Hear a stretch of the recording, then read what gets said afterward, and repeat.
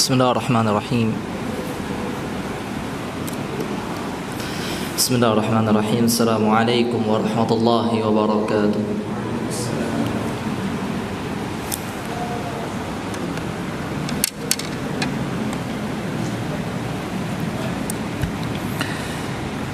Alhamdulillahi rabbil alamin, wassalatu wassalamu al-atammani al-akmalani ala al-mab'uthi rahmatan lil alamin wa ala alihi wa sahbihi ajma'in wa man sara ala nahjihim wa qtafa atharahum wastanna bi sunnatihim ila yaumiddin, amma ba'd. Allahumma 'allimna ma yanfa'una wanfa'na warfa'na bima 'allamtana wa zidna 'ilman wa 'amala wa faqihna fid din. Ikhwati wa akhwati fillah, saudara-saudari kaum muslimin dan muslimat yang semoga kita semuanya dimuliakan dan dicintai Allah Subhanahu wa taala. Alhamdulillah, kita bersyukur kepada Allah tentunya atas segala kenikmatan, limpahan rahmat, karunia, anugerah yang masih Allah berikan kepada kita sampai saat ini. Kita masih merasakan dan menikmati kenikmatan yang diberikan oleh Allah Subhanahu wa taala. Wa ma bikum min ni'matin faminallah, dan tidaklah ada kenikmatan yang kita rasakan kita harus yakini bahwasanya semuanya datang dari Allah Subhanahu wa taala. Maka pantaslah kita untuk senantiasa memanjatkan syukur kita kepada Allah, mengucapkan alhamdulillah, meyakini bahwasanya nikmat-nikmat itu semuanya datang dari Allah, bukan karena kehebatan kita, tapi semuanya datang dari Allah Subhanahu wa taala karena kemahabaikan Allah Azza wa Jalla. Dan kemudian kita bersyukur kepada Allah dengan cara memanfaatkan segala kenikmatan yang Allah berikan kepada kita untuk kita jadikan sebagai tunggangan mendekat kepadanya. Kemudian semoga Allah Subhanahu wa taala menyampaikan salawat dan salam kita untuk Nabi kita, Nabi yang mulia, manusia terbaik yang pernah Allah ciptakan di muka bumi ini, yaitu baginda Nabi Muhammad sallallahu alaihi wa ala alihi wasallam. Dan semoga salat dan salam tersebut juga Allah limpahkan teruntuk keluarga beliau, begitu juga para sahabat dan orang-orang yang senantiasa berusaha berjuang untuk mengikuti jejak langkah beliau sampai akhir zaman nanti. Ikhwati wa akhwati fillahi, a'azzakumullah. Pada malam hari ini kita lanjutkan kajian kita, masih membahas tentang a'malul qulub, amalan-amalan hati, amalan-amalan yang tidak tampak pada fisik kita secara dasarnya, ya. Akan tetapi amalan hati ini, ya, sangat penting dalam kehidupan kita, yang akan memperbaiki amalan-amalan lahiriah kita. Dan amalan hati ini sebagaimana yang sudah kita jelaskan bahwasanya dialah faktor penentu baik atau tidaknya seseorang di hadapan Allah Subhanahu wa taala. Nabi sallallahu alaihi wasallam menyampaikan, innallaha la yanzuru ila suwarikum wala ila amwalikum. Sesungguhnya Allah Subhanahu wa taala tidak melirik dan tidak melihat atau memandang rupa kalian, bagaimana bentuk fisik kita, bagaimana paras wajah kita. Dan Allah Subhanahu wa taala juga tidak mempedulikan harta kita. Bukan itu menjadi faktor seseorang bisa dekat atau tidak dengan Allah Subhanahu wa taala. Akan tapi yang menjadi fokus penglihatan Allah Subhanahu wa taala adalah ila qulubikum wa amalikum, yaitu hati. Dan bagaimana kebaikan dalam hati itu tampak pada kebaikan fisik kita atau kebaikan amal fisik kita. Nah, dan di pertemuan sebelumnya kita sudah selesai membahas tentang amalan hati, yaitu tentang muraqabah, ya, menghadirkan rasa Allah Subhanahu wa taala senantiasa melihat dan mengawasi kita. Ya. Allah senantiasa melihat gerik-gerik kita. Ya, tidak ada satu waktu pun yang mana di waktu tersebut kita luput dari pandangan Allah Azza wa Jalla. Tidak pernah Allah sekalipun terlalaikan, Allah lupa. Nah, sekalipun Allah Subhanahu wa taala ngantuk sesaat kemudian tidak melihat kita, tidak mungkin. Setiap detiknya Allah Subhanahu wa taala tahu apa yang kita lakukan dan Allah mendengar apa yang kita bicarakan.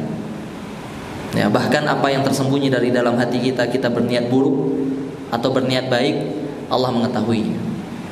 Itu yang kita bahas pada pembahasan muraqabah. Sekarang insyaallah kita akan masuk ke pembahasan berikutnya, amalan hati yang berikutnya, yaitu tentang wara'. Ya, tentang wara'. Wara' itu bahasa Arab. Ya. Yang mana wara' ini adalah perisai, ya. Perisai yang akan menghalangi seseorang untuk tidak melakukan hal-hal yang diharamkan oleh Allah Subhanahu wa taala. Wara' itu adalah perasaan yang ada pada hati seorang yang beriman, yang membuatnya takut melakukan hal-hal yang berkemungkinan mendatangkan kemurkaan Allah Subhanahu wa taala. Dan ini penting untuk kita bahas. Kenapa? Karena wara' ini sudah menjadi satu permata yang hilang di zaman ini. Tidak banyak manusia sekarang, bahkan orang Islam sekarang, yang memiliki sifat wara'. Orang Islam sekarang kebanyakannya adalah orang-orang yang tidak peduli apakah yang dia lakukan itu membuat Allah murka, apakah yang dia lakukan itu mendatangkan keridhaan Allah Subhanahu wa taala atau tidak. Dia tidak peduli dengan halal haram, sedangkan dia mengaku sebagai seorang muslim. Ya. Padahal kita tahu bahwasanya muslim itu adalah, apa arti muslim? Muslim apa artinya? Hah? Dari kata aslama yuslim, apa arti muslim? Berserah diri, pasrah kepada Allah Subhanahu wa taala.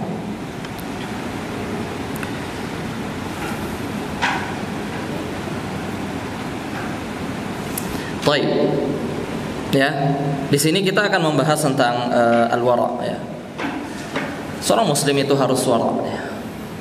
Seorang muslim itu harus memiliki sifat wara', memiliki rasa takut kepada Allah Subhanahu wa taala. Jangan-jangan apa yang kita lakukan ini mendatangkan kemurkaan Allah Subhanahu wa taala atau tidak. Di sini beliau Syekh Khalid As-Sabat rahimahullah taala, beliau membawakan definisi dari kata wara'. Ada beberapa definisi yang beliau bawakan.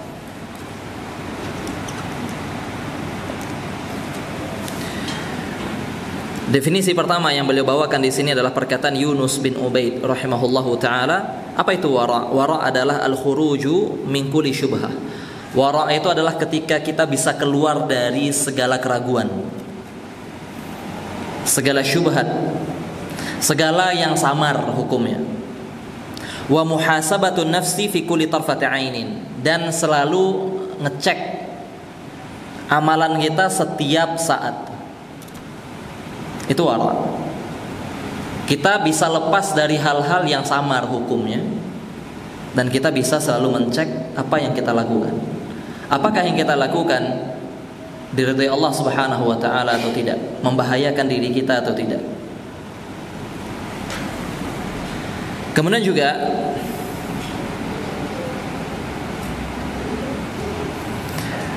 Syekhul Islam Ibnu Taimiyah rahimahullahu taala, beliau mengatakan, dan ini mungkin definisi yang lebih jelas lagi. Beliau mengatakan wara' itu adalah al-imsaku amma qad yadur. Wara' itu adalah menahan diri dari satu perbuatan atau perkataan yang bisa jadi membahayakan kita. Itu wara'. Ya, menahan diri untuk tidak melakukan atau mengatakan satu perkataan yang bisa jadi membahayakan kita di akhirat nanti. Itu wara'. Maka di sini masuk apa? Perkara-perkara yang haram, masuk di situ perkara-perkara yang tidak jelas, samar. Baik, kalau seandainya ada aturan Allah yang mengharamkan sesuatu, sikap kita apa? Meninggalkan atau mengerjakan? Meninggalkan ini pasti jelas, kita semua yang seorang muslim harus meyakini ini. Ya. Tapi kalau seandainya hukum itu belum jelas antara halal dan haramnya, apa yang harus kita lakukan? Meninggalkan atau mengerjakan? Kita belum tahu nih hukumnya, halal atau haram tuh. Masih ragu-ragu kita. Ya, apa yang harus kita lakukan? Meninggalkan atau mengerjakannya? Meninggalkannya. Secara teorinya gitu ya. Namun secara praktek kita gimana? Kan belum tentu haramnya. Belum pasti haram kan? Emang udah ada dalil haramnya? Kan belum. Gitu. Ya. Padahal apa? Kita dalam hati kita, Allah itu telah menetapkan satu Rasul dalam hati kita, ya, yang akan membuat hati itu, orang kalau fitrahnya masih lurus ya, masih sehat ya, itu kalau ingin melakukan sesuatu yang berbau-bau haram, belum pasti hatinya akan gelisah. Hatinya akan gelisah. Tapi ini hanya akan ada pada orang yang masih berjalan di atas fitrahnya. Tapi kalau yang sudah rusak, yang dia memang dari awal tidak peduli lagi ini mau haram mau halal terserahlah, dia bilang. Yang seperti ini dia tidak akan lagi ada perasaan gelisah ketika melakukan hal-hal yang haram itu. Ya. Jadi wara itu adalah membuat perisai di diri kita, sehingga kita tidak mau untuk melakukan hal-hal yang membahayakan kita di hadapan Allah Subhanahu wa ta'ala. Baik ya, jadi kesimpulannya wara itu apa?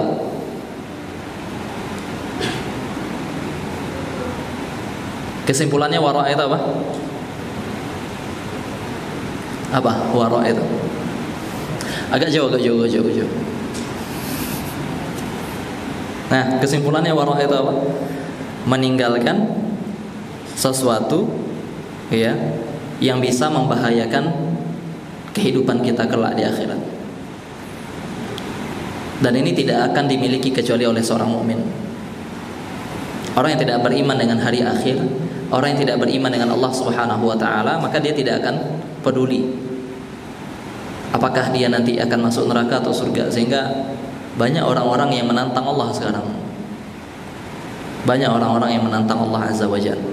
Kenapa? Karena neraka tidak dilihat.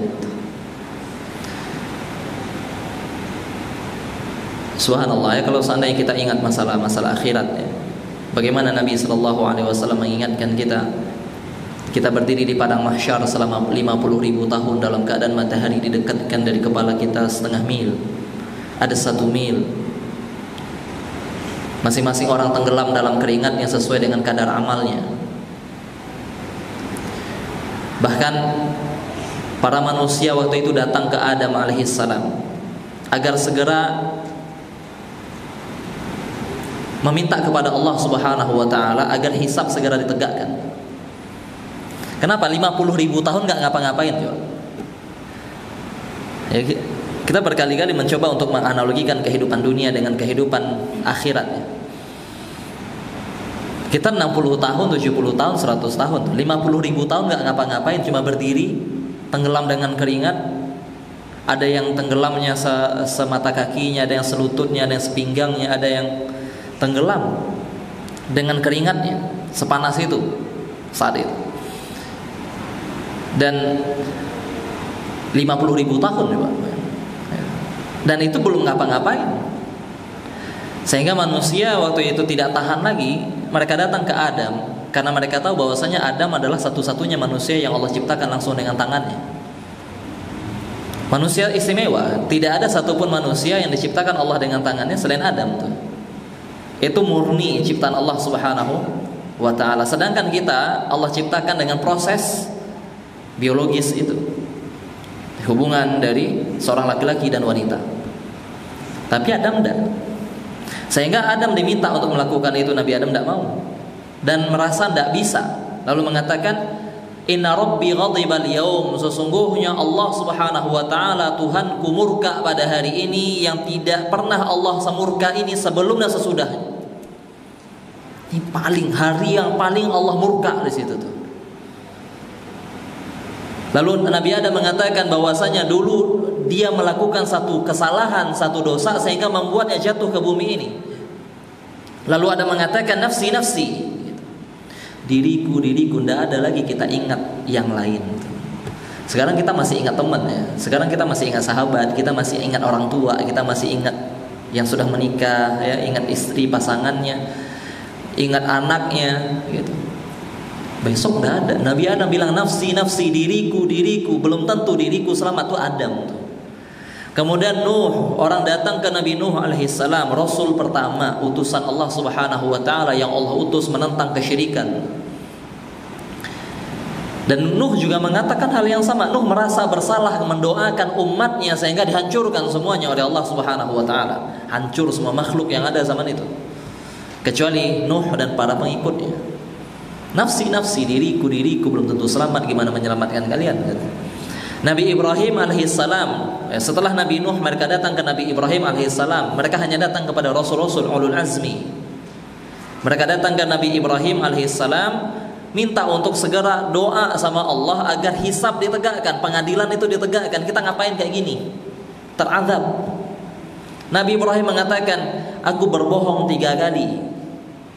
Nabi Ibrahim mengatakan apa? Allah murka pada hari ini yang tidak pernah Allah semurka ini sebelum dan sesudahnya. Dan aku dulu di dunia pernah berbohong 3 kali. Nabi Ibrahim seumur hidupnya pernah berbohong 3 kali saja. Dan itu pun bohongnya Nabi Ibrahim alaihissalam untuk membela agama Allah. Yang para ulama katakan pun sebenarnya itu bukan bohong gitu. Tapi anggaplah itu kebohongan. Ketika Nabi Ibrahim mengatakan apa? Yang hancurin berhalanya tuh yang besar tuh. Ketika dia mengatakan Sarah adalah saudarinya, Nabi Ibrahim alaihissalam berbohong untuk Islam, berbohong untuk agamanya, berbohong demi kebaikannya cuma 3 kali seumur hidup. Dan dia merasa takut. Dan dia merasa takut saat itu. Kita apa? Sedetiknya 3 bohong ya. Ini Nabi Ibrahim sepanjang umurnya 3 bohongan gitu. Kita satu majelis seberapa bohong gitu. Dan kita santai hidupnya itu. Kita terus santai hidup. Mereka datang ke Nabi Musa alaihissalam ya. Nabi Musa juga mengatakan hal yang sama. Dia pernah memukul seseorang sampai mati ya, Nabi terkuat ya, cuma berantem ringan tuh, pukul orang mati ya. Dan Nabi Musa alaihissalam tidak bisa, Nabi Musa. Lalu mereka datang ke Nabi Isa alaihissalam ya, dan Nabi Isa tidak menyebutkan dosanya. Dalam hadis itu Nabi SAW tidak mengatakan Nabi Isa punya dosa, punya kesalahan, tapi dia takut kepada Allah Subhanahu wa taala, tidak tahu apakah dirinya selamat atau tidak. Itu Nabi Isa alaihissalam. Bagaimana dengan kita? Makanya punya sifat wara itu adalah hal yang sangat penting untuk menyelamatkan kehidupan kita kelak. Memang tidak di sini terasanya mungkin, walaupun sebenarnya di dunia pun orang-orang yang meninggalkan sifat wara itu sudah diazab oleh Allah Subhanahu wa taala. Dia tidak akan pernah menemukan ketenangan yang sejati itu. Tidak pernah.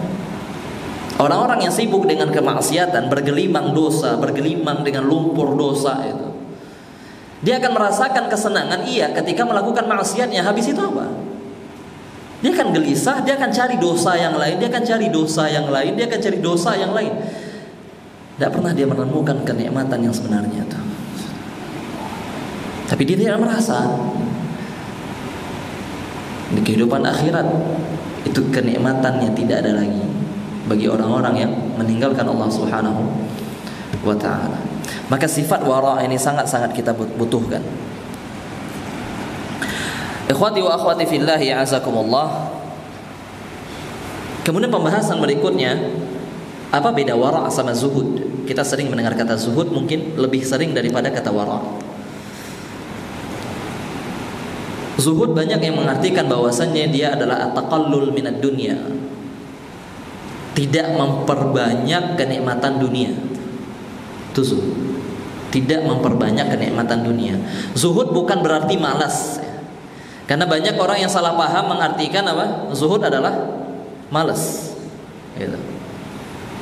Jadi ketika disuruh bekerja, ya dunia ini hanya sementara. Kita tuh zuhud hidupnya. Ya kita itu harus zuhud hidupnya. Sehingga apa? Sebenarnya dia tidak mau kerja, gitu. Tapi dia bersembunyi dengan kata zuhud. Ya. Para mahasiswa ya disuruh lulus sama orang tuanya, ya, apalah arti nilai pak? Ya. Yang penting itu adalah keimanan kita kepada Allah Subhanahu wa Ta'ala. Iya keimanan, tapi uangnya habis itu pak. Ya. Setelah kuliah disuruh cari kerja tidak mau, ya. Zuhud. Zuhud itu bukan berarti dia malas, dah. Zuhud itu artinya adalah ketika seorang tidak lagi fokus dengan kenikmatan dunia. Dia dapat nikmatnya, tapi dia tidak terikat dengan itu. Makanya banyak para ulama yang mengatakan bahwasanya zuhud itu ketika nikmat dunia, harta dunia itu ada di tangan kita, bukan di hati. Orang zuhud bukanlah berarti dia harus miskin hidupnya, enggak. Ya, orang zuhud adalah ketika Allah berikan dia kenikmatan, dia tidak terfokus dengan kenikmatan ini. Kenikmatan yang Allah berikan dia anggap sebagai fasilitas atau tunggangan yang akan mendekatkan dirinya kepada Allah Subhanahu wa Ta'ala. Itu orang zuhud. Sehingga kita melihat para sahabat seperti Abdurrahman bin Auf, seperti Uthman bin Affan, mereka adalah orang-orang kaya, tapi mereka adalah imamuz zahidin. Mereka adalah imamnya orang-orang yang zuhud. Kenapa? Karena mereka tidak pernah takut kehilangan hartanya. Mereka bekerja, tapi untuk apa mereka bekerja? Untuk bisa mendekatkan diri mereka kepada Allah Subhanahu wa Ta'ala. Mereka bekerja tujuannya apa? Untuk bisa sedekah. Mereka bekerja untuk apa? Untuk bisa berbagi. Mereka bekerja agar dapat harta, hartanya bisa dia gunakan untuk mendekatkan dirinya kepada Allah. Itu zuhud yang sebenarnya. Ya. Maka ketika kita melihat zuhud, berarti zuhud itu adalah ada kemiripan dengan wara. Dia sama-sama meninggalkan sesuatu. Tapi perbedaan antara zuhud dan wara, ya sebagaimana juga dikatakan oleh Ibnu Taimiyah rahimahullahu taala bahwasanya zuhud itu tarkur raghbatu fima la yanfa'u fid daril akhirah. Zuhud itu artinya adalah meninggalkan keinginan untuk memperoleh sesuatu yang tidak ada manfaatnya di akhirat. Itu zuhud. Ya, melupakan, meninggalkan keinginan untuk memperoleh sesuatu yang tidak ada manfaatnya di akhirat. Sedangkan wara itu tarku ma yadurru qad yadurru fil akhirah. Wara adalah meninggalkan sesuatu yang bisa jadi, yang ada potensi membuat kita terjatuh dalam bahaya di akhirat nanti. Jadi kalau ditanya lebih tinggi zuhud atau wara? Lebih tinggi zuhud atau wara? Wara. Wara. Tim kanan? Wara apa zuhud? Wara. Ikut aja wara udah. Lebih tinggi zuhud. Lebih tinggi zuhud. Kenapa? Karena kalau wara itu meninggalkan sesuatu yang bisa jadi berbahaya di akhirat kelak. Tapi kalau zuhud meninggalkan sesuatu yang tidak ada manfaatnya. Dia belum tentu berbahaya, tapi dia tidak ada manfaatnya. Sehingga tingkatan zuhud ini lebih tinggi daripada tingkatan wara. Lebih banyak yang dia tinggalkan daripada orang-orang yang wara. Maka dari sini kita lihat wara itu adalah jalan awal sebelum kita sampai ke tingkatan zuhud. Kalau seandainya kita ingin menjadi orang-orang yang zuhud, ya kalau kita ingin menjadi orang-orang yang zuhud, karena zuhud itu adalah orang yang sangat dicintai oleh Allah Subhanahu wa Ta'ala. Ya, ketika Nabi sallallahu alaihi wasallam dikatakan bagaimana cara menjadi orang yang dicintai Allah Azza wa Jalla, maka Nabi sallallahu alaihi wasallam mengatakan izhad fid dunya yuhibbukallah. Zuhudlah di dunia yuhibbukallah. Maka Allah akan mencintaimu. Ya. Ini tidak akan bisa kita capai posisi ini kecuali dengan memiliki sifat wara terlebih dahulu. Hal-hal yang berbahaya dulu kita tinggalkan, yang haramnya dulu jauhi. Gitu. Yang makruhnya dulu kita kurangi. Atau hal-hal yang mubah yang bisa, yang kita tahu ini punya potensi narik kita kepada yang haram, tinggalkan. Baru sampai kita ke tingkat zuhud, yaitu meninggalkan hal-hal yang sebenarnya Allah bolehkan kita nikmati, tapi kita tinggalkan karena kita tahu bahwasanya itu tidak memberikan manfaat di akhirat nanti. Wara' dulu. Ya, sehingga wara' itu dikatakan para ulama sebagai awwaluz zuhud, jalan awal untuk bisa ke tingkat zuhud.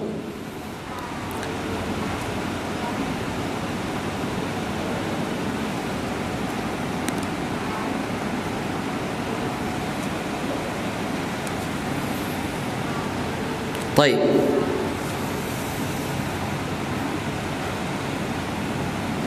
Kemudian kita akan melihat dalil-dalil yang menunjukkan bahwasanya setiap muslim itu penting memiliki sifat wara. Penting memiliki sifat wara. Nabi sallallahu alaihi wasallam pernah bersabda, "Fadlul ilmi ahabbu ilayya min fadlil ibadah." Ilmu itu lebih aku cintai daripada sekedar ibadah. Ilmu itu lebih aku cintai dari sekedar ibadah. Maka ini yang menjadi penyemangat kita ketika kita belajar. Dibandingkan ibadah yang banyak, ya, maka Nabi Shallallahu Alaihi Wasallam lebih mencintai ibadah ilmu daripada sholat, daripada ini dan lain. Ilmu, karena ilmu ini akan membawa kita ke suatu posisi yang membuat kita kenal dengan Allah Subhanahu Wa Taala. Beda sama ibadah yang kadang orang rajin ibadah tapi dia tidak kenal Allah, tidak kenal Allah. Makanya pernah diriwayatkan dalam kisah Al-Imam Abdul Qadir Al-Jailani rahimahullahu taala, seorang ulama mazhab Hambali, ma'ruf di Indonesia. Ya, masyhur di Indonesia. Akan tapi terlalu diagung-agungkan. Padahal beliaunya tidak mau diagung-agungkan. Dalam satu perjalanan Abdul Qadir Al-Jailani, ya, sedang melakukan perjalanan, tiba-tiba diceritakan bahwasanya muncul awan, berkumpul awan-awan hitam di sekitarnya. Kemudian beliau mendengar suara saat itu. Ya. Suara ini mengatakan, "Ana rabbuk. Ya Abdul Qadir Jailani, ana rabbuk. Aku Tuhanmu. Dan hari ini aku halalkan untukmu sesuatu yang aku haramkan dulunya," kata dia. Kita kalau seandainya dalam posisi itu, kita udah menganggap diri kita wali udah. Habis itu kita terbang ke langit dah. Ya, itu udah tingkatan wali. Kenapa? Yang haram sudah tidak ada. Apalagi berkeyakinan bahwasanya sudah menyatu dengan Tuhan.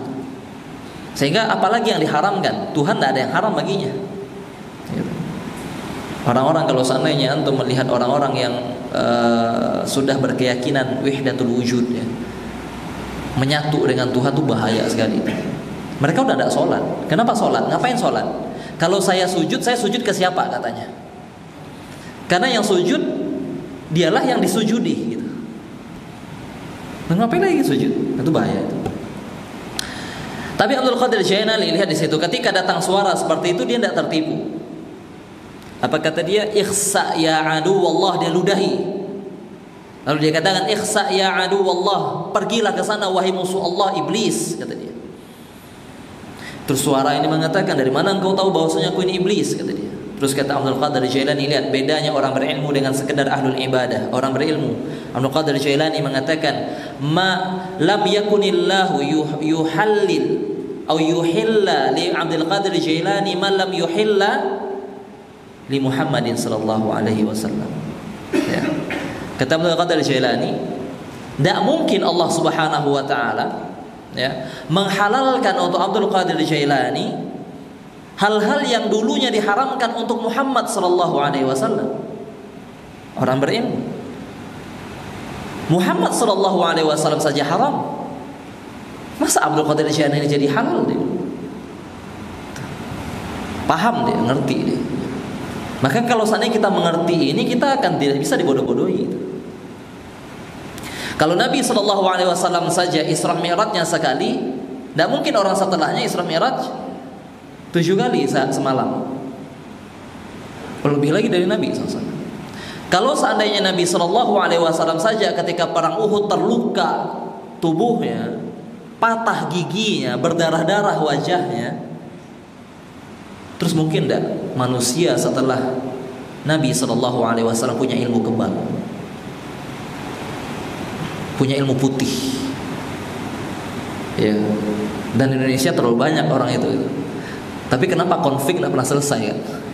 Harusnya ini Panglima TNI semua ya, ditunjuk jadi Panglima semua, selesai itu di urusan kita Papua selesai, ya. Utus ke Palestina selesai. Terlalu panjang cerita kita kalau seandainya kalau ada ilmu ini terus kita sembunyikan itu, kita pelit namanya. Baik, ya. Sehingga kita tidak bisa dibodoh-bodohi ketika kita punya ilmu. Makanya Nabi SAW mengatakan fadlul ilmi ahabbu ilayya min fadlil ibadah. Punya ilmu itu lebih aku cintai daripada sekedar ibadah. Bukan berarti orang berilmu tidak beribadah. Tapi ilmu, Nabi ingin menjelaskan ilmu itu penting sebelum kita beribadah. Kemudian beliau mengatakan wa khairu dinukumul wara', dan sebaik-baik agama kalian itu adalah kewaraan. Punya sifat wara' itu tanda baiknya agama kita.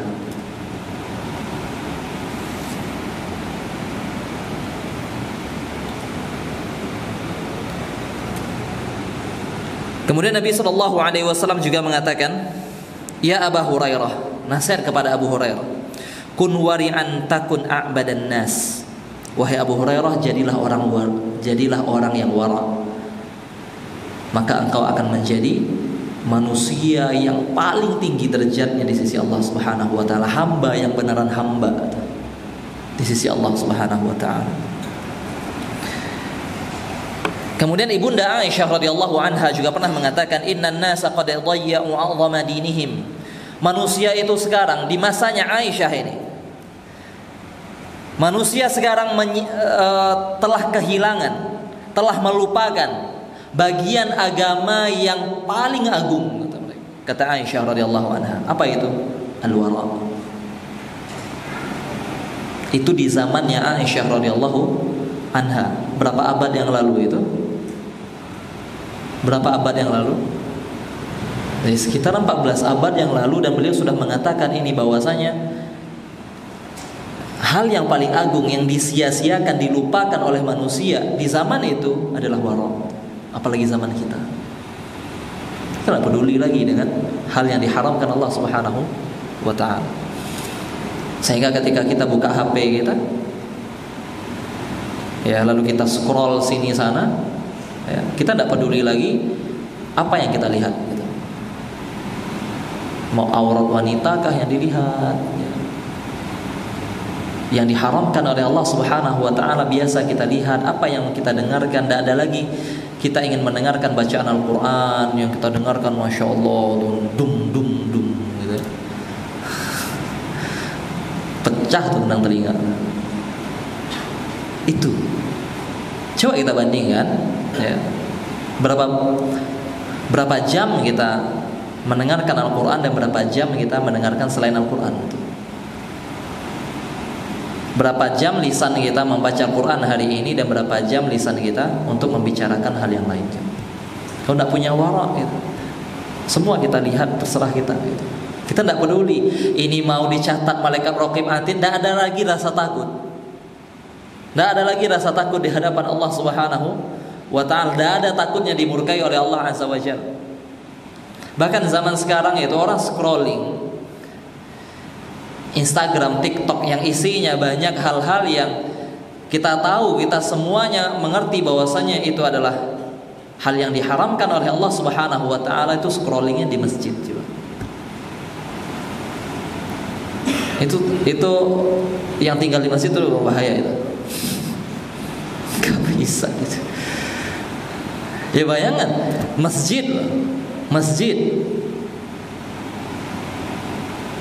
Yang Allah katakan tempat terbaik di muka bumi, kata Nabi SAW, tempat terbaik di muka bumi yang dibangun untuk tempat ibadah. Bahkan jual beli di masjid saja, jual beli itu boleh atau tidak? Boleh. Di masjid dilarang oleh Nabi SAW. Kalau seandainya ada orang yang jualan di masjid, katakan kepadanya, kata Nabi SAW, la arbahakallah, semoga Allah cabut keberkahannya, semoga Allah tidak berikan untung kepadamu. Karena tempatnya yang salah. Para ulama ketika melihat ada orang jualan di masjid, mereka mengatakan hadza suqul akhirah. Ini adalah pasar dunia. Ini adalah pasar akhirat, bukan pasar dunia. Pasar dunia beda tempatnya. Ini tempat orang jual belinya sama Allah, bukan sama manusia. Jual beli yang halal ketika di masjid. Bayangkan kalau seandainya yang halal saja ketika dilakukan di masjid tapi dia tidak pantas, dia menjadi haram. Terus gimana dengan hal yang haram di luar masjid? Terus dilakukan dalam masjid. Tidak ada wara' sama sekali, tidak ada rasa takutnya kepada Allah Subhanahu wa ta'ala. Tidak ada rasa bahwasanya Allah senantiasa melihatnya, muraqabah kemarin. Tidak ada rasa bahwasanya nanti kalau seandainya saya lakukan ini, nanti saya di hadapan Allah bahaya atau tidak nih, gitu. Tidak ada rasa itu. Biasa aja udah. Biasa aja. Seolah-olah kita menjamin hidup kita itu panjang umur kita, panjang umur itu. Ya masih bisa taubat lah nanti, gitu ya. Kalaupun meninggal sekarang surga insya Allah. Subhanallah. Kita aja beriman surga nerakanya masih kurang, tapi ketika mati itu yakinnya masya Allah itu masuk surga. Gimana ceritanya? Makanya ada sebuah syair yang mengatakan apa, tasalli dzunuba ila dzunubi wa tartaji. Engkau melakukan dosa, kau sambung satu dosa dengan dosa yang lainnya, sedangkan dirimu, hatimu itu masih yakin, ya, untuk memasuki surga Allah Subhanahu wa taala. Wa nasita anna Allah akhraja Adama minha ila dunya bi dzambin wahid. Tapi engkau lupa bahwasanya Allah Subhanahu wa taala dahulu mengeluarkan manusia pertama Adam alaihissalam dari surga menuju dunia. Berapa banyak dosanya? Satu dosanya. Satu dosa dari surga pindah ke dunia tuh. Ini orang yang di dunia banyak dosanya merasa yakin dirinya penghuni surga tuh. Bayangin. Ini ceritanya. Adalah wara' itu di hati kita. Wara'. Takut seandainya kita mati sekarang, kemudian dibangkitkan oleh Allah Subhanahu wa taala dalam akhir kita berdosa, melihat hal yang Allah murkai, terus rasanya posisi kita di mana? Posisi kita di mana? Di mana akan Allah tempatkan kita? Coba bayangkan. Coba bayangkan. Orang yang melakukan tindak pidana di dunia saja kita berharap dia masuk di penjara. Coba. Kita melakukan tindak pidana itu melanggar hak Allah, yang melanggar hak manusia saja kita harus perampasan aset. Itu DMW ngeri loh itu. Untuk disahkan RUU itu kan. Perampasan. Kenapa? Padahal itu hak manusia yang dilanggar. Terus gimana orang yang melanggar hak Allah Subhanahu wa taala? Ya, sehingga memiliki sikap wara', ya, memiliki sikap wara' itu hal yang sangat penting. Di sini kita tutup ya, perkataan dengan perkataan Hasan Al-Basri rahimahullahu taala. Beliau mengatakan ma'abadal 'abiduna bi syai'in afdala min tarki ma nahahumullahu anhu.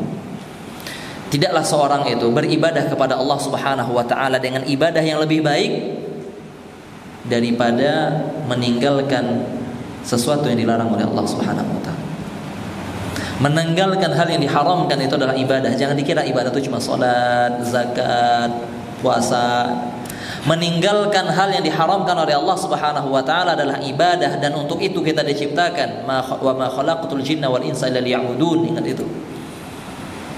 Ya. Kan jangan ada pilihan lain. Ya, jangan ada pilihan lain. Kalau seandainya Allah Subhanahu wa taala sudah mengatakan ini tidak boleh, maka taatilah. Kalau tidak, silahkan cari bumi lain. Kita tuh numpang di sini. Nah, kita tuh numpang di buminya Allah Subhanahu wa taala. Kayak seperti orang-orang yang kalau seandainya kita tidak mau terima dengan aturan Indonesia, pindah ke negeri lain. Pindah ke negeri lain. Maka begitu kita katakan, kalau seandainya antum tidak mau untuk mengikuti aturan Allah, silahkan cari bumi lain yang diciptakan oleh selain Allah. Ada atau tidak? Cari. Gitu. Jangan makan rezeki dari Allah Subhanahu wa taala. Jangan menghirup oksigen yang Allah berikan. Cari tempat lain. Kalau seandainya masih di bumi Allah, makan dari rezeki yang Allah berikan, nikmat yang ada pada kita semuanya datang dari Allah, terus apa yang membuat kita berani untuk menentang aturan-aturan yang telah Allah tulis? Ya, maka ini yang perlu menjadi renungan untuk kita semuanya. Miliki rasa wara, ya. Meninggalkan sesuatu yang bisa jadi berbahaya untuk akhirat kita. Ya, kita tidak tahu umur kita sampai kapan. Ya, bisa jadi ada orang yang sehat mati besok. Ya, bisa jadi ada orang sakit yang sudah divonis kematian oleh dokter, tapi dia masih bisa hidup bertahun-tahun. Ya, semuanya di tangan Allah Subhanahu wa taala. Barakallahu fikum. Ini yang bisa kita bahas pada malam hari ini. Jazakumullahu khairan. Ada pertanyaan? Tidak ada pertanyaan, kita cukupkan sampai sini. Insyaallah kita lanjutkan masalah wara ini pekan depan. Kita akan pelajari tentang bagaimana cara untuk menumbuhkan rasa wara dalam hati kita. Ya, subhanakallahumma bihamdika asyhadu an la ilaha illa anta astaghfiruka wa atubu ilaik. Assalamualaikum warahmatullahi wabarakatuh.